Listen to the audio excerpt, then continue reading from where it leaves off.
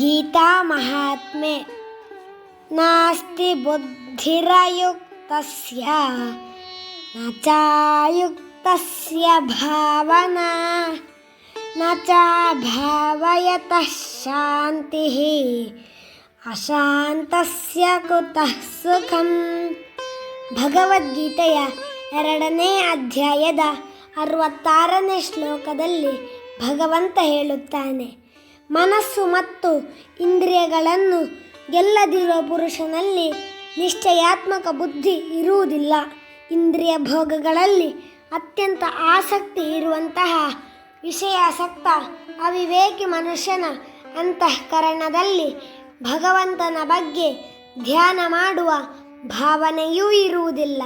ಹಾಗೆಯೇ ಭಾವನಾಹೀನನಾದ ಮನುಷ್ಯನಿಗೆ ಶಾಂತಿಯು ಸಿಗುವುದಿಲ್ಲ ಮತ್ತು ಶಾಂತಿರಹಿತನಾದ ಮನುಷ್ಯನಿಗೆ ಸುಖವು ಹೇಗೆ ಸಿಗಬಲ್ಲದು?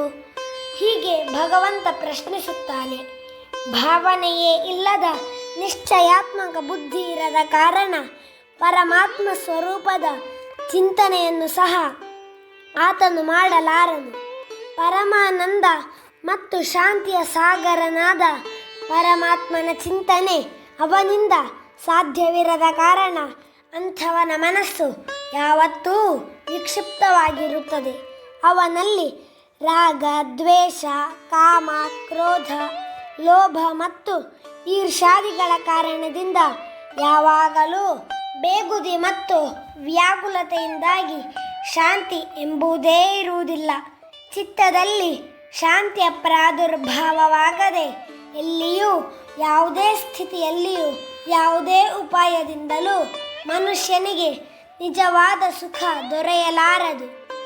ಸುಖವೆಂದು ಯಾವುದನ್ನು ಅವನು ಭಾವಿಸಿದ್ದಾನೋ ಅದು ವಾಸ್ತವವಾಗಿ ಸುಖವಾಗಿರುವುದಿಲ್ಲ. ಆ ಭ್ರಮೆಯು ದುಃಖ ಹೇತುವಾದ್ದರಿಂದ ವಸ್ತುತಃ ದುಃಖವೇ ಆಗಿದೆ. ಹರಿ ಓಂ.